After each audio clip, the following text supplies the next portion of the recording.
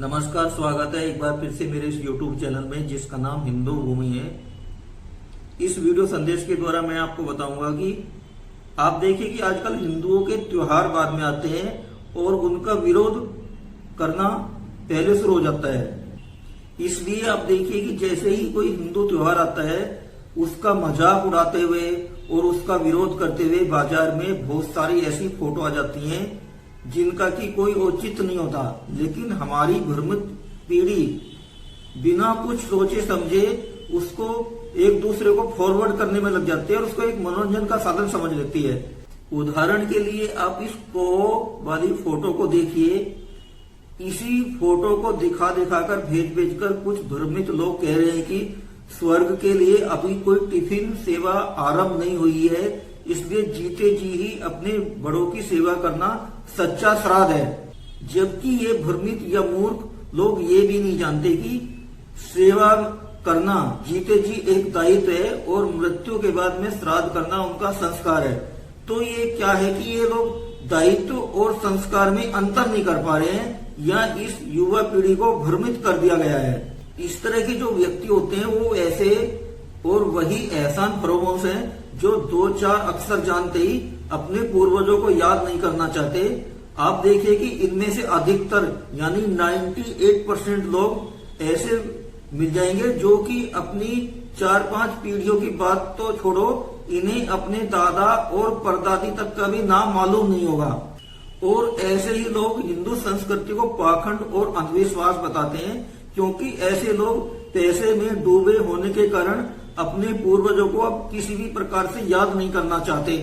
ध्यान रहे कि हमारे बच्चे हमको देख रहे हैं। यदि उनके सामने हम अपने पूर्वजों को याद नहीं करेंगे तो आने वाली पीढ़ी भी हमें ऐसे ही बोल जाएगी।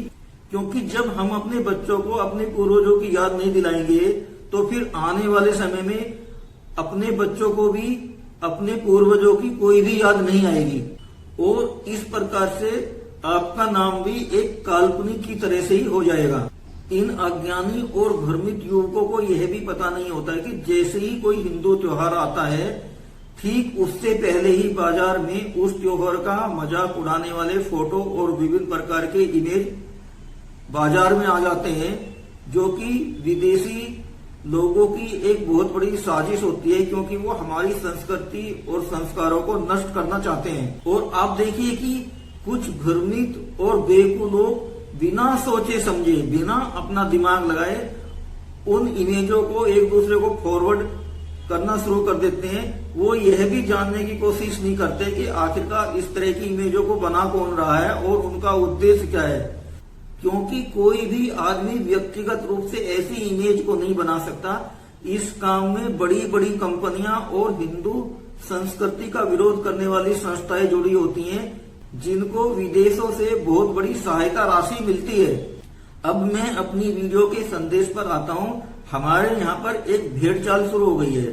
जैसे ही कोई व्यक्ति किसी फोटो को डालता है या अपने विचार पोस्ट करता है तो कुछ लोग बिना पढ़े या बिना उस पोस्ट को समझे ही अपना दिमाग इस्तेमाल किए उस पोस्ट पर वेरी नाइस थॉट, वाह वाह लिखना शुरू कर देते हैं। उनका उद्देश्य क्या होता है कि केवल पोस्ट लिखने वाले को खुश करना होता है। उसने क्या लिखा, क्या समझ में आया, उससे उनको कोई मतलब नहीं होता। क्यों? क्योंकि वो पोस्ट करने वाले को खुश करना चाहते हैं और वो किसी भी मामले में पीछे नहीं रहना चाहते कि उससे पहले कोई उस व्यक्ति की पोस्ट पर कमेंट या लाइक कर दे। आप इस फोटो को देखिए।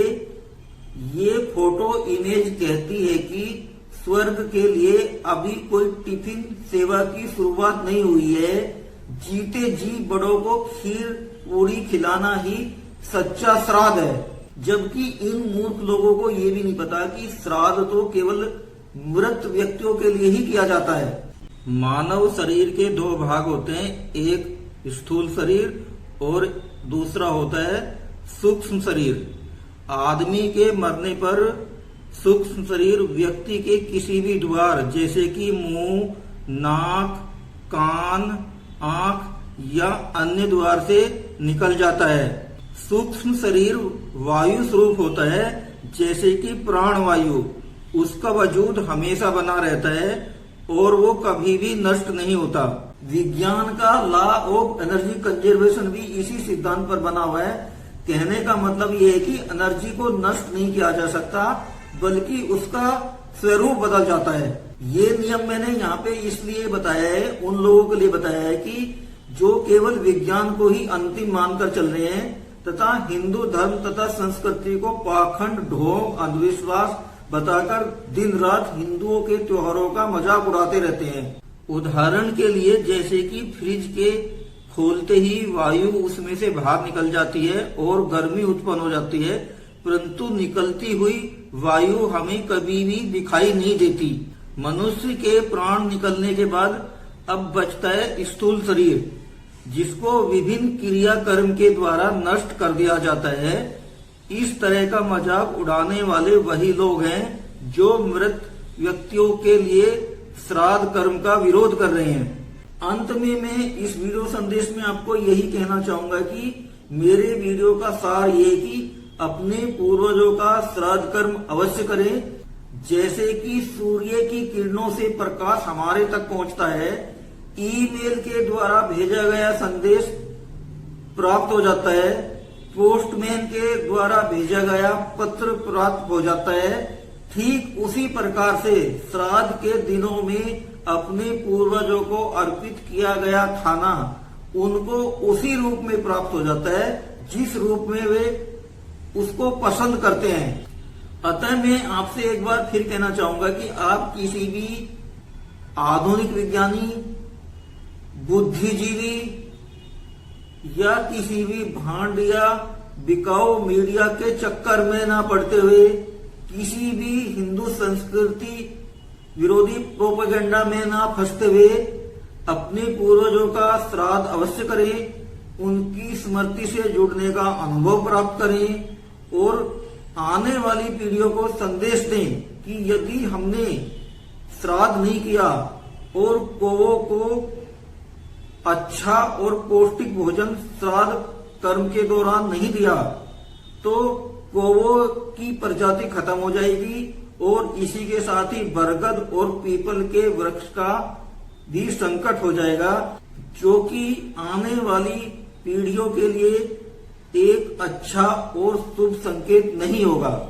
श्राद्ध कर्म का विरोध क्यों होता है और कौन कौन इसमें विदेशी संस्थाएं और हिंदू विरोधी संस्कृति के खिलाफ जाकर काम करने वाली कंपनियां और संस्थाएं लगी हुई हैं, यह बताता हुआ मेरा ये वीडियो संदेश आपको कैसा लगा कृपया करके आप मेरे को कमेंट बॉक्स में बताइए।